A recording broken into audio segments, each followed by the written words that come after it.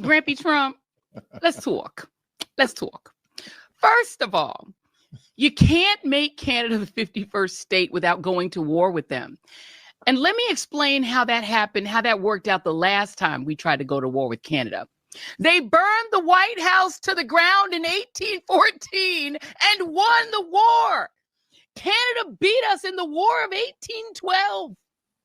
They probably liked their chances against us.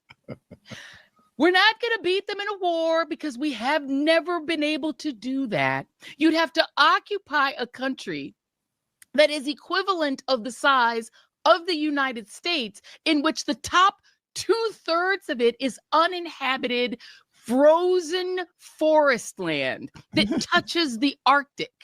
You know how that worked out when the Nazis tried that with Russia, which is the equivalent of Canada on that part of the world?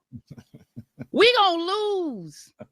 We don't have enough troops to occupy. They are a country of 39 million people who have about as many guns per capita as we do.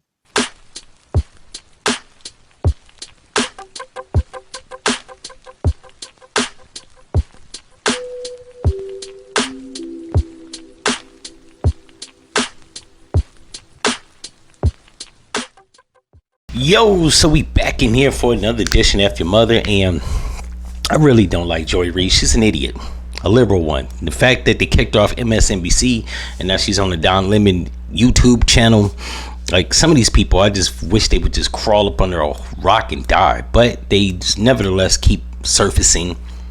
I don't know who's listening to them. I did a quick Google search of this whole War of 1814. They were swept up in 1812. Right, and was invaded several times by America. The war was fought in Upper Canada, Lower Canada, on the Great Lakes in the Atlantic, and in the United States. The Peace Treaty of Ghent, 1814, which ended the war, largely returned the status quo. What was the status quo? That everything went back to normal. Now, maybe I missed it, and maybe they did burn down the White House. There's no mention of it. Let's just put this to bed. They didn't win the war. They actually succeeded, or they basically threw the white flag. Like it says right here in a quick Google search, they were swept. Not only that, it wasn't necessarily Canada just yet. It was actually a British colony. So the France hadn't even gained control of the place called Canada. Now let's unpack what she said. It's a place of 39 million people. Ma'am, I don't know if your quick math is off. America has 330 million people. Nevertheless, that's inconsequential to anything because the fucking citizens aren't going to fight the war. So the fact that she has to mention they got about just as many guns as us, I don't be understanding when people say this. You hear people say stupid stuff about China. Oh, they got 1 billion people. It ain't gonna be 1 billion people fighting us. It's 1.3 soldiers that China got. And I'm assuming Canada has about that number, probably a little less. I doubt they have 1 million because America next to Russia has the most soldiers in the world. I think if my memory serves me correct, it goes Russia, America, then China. I don't know where Canada even hits the radar. Yeah, and it doesn't matter that they got just as many guns as us. The citizens ain't gonna be going to war, and if they will, or and if they are, they'll get backed down by our military. What is she talking about? She sounds retarded. You know, yeah, they could go to war. They severely would lose.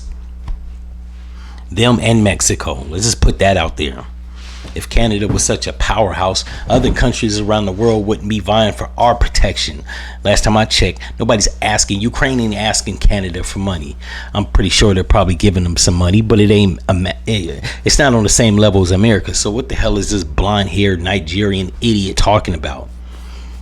And sorry, YouTube, I'm not disparaging Nigerians. She just happens to be one that's stupid. You know what I'm saying? Matter of fact, maybe I should preface that by saying it don't matter where you from. An idiot is an idiot.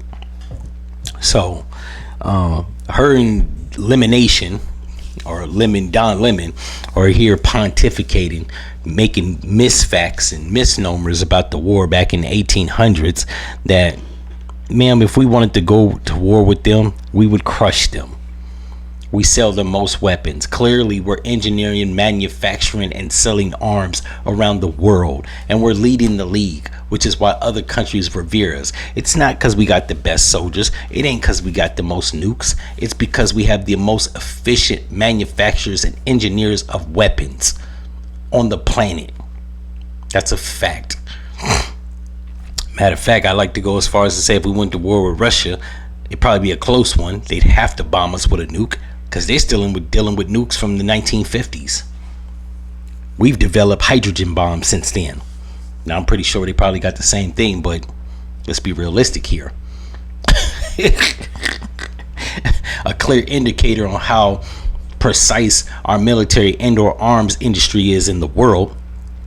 We got Eric Prince of BlackRock. Now, while he's a scumbag and he wants to colonize Africa again, I think Canada would be an easy mark for him and his security firm. I'll just put that out there. But we don't want to take over. Trump proposed that they become the 51st country if they want to keep getting stimulus packages. I think we give them to the tune of $100 billion annually. How's a country that's receiving funds from us going to go to war with us? Last time I checked, they're not giving us money. So then there's that. In any event, if you've been enlightened, informed, educated in the least bit, leave in the comments. If you think that I'm off by something and you agree with this idiot, leave it in the comments. Subscribe. Matter of fact, if you watch the video, it will behoove you to like it. Help a brother out, especially if you are subscribed. Hit the damn like button. That's why I haven't went live, because y'all playing. When I start getting the likes to match the views, then we'll see about going live. In any event, I'm out.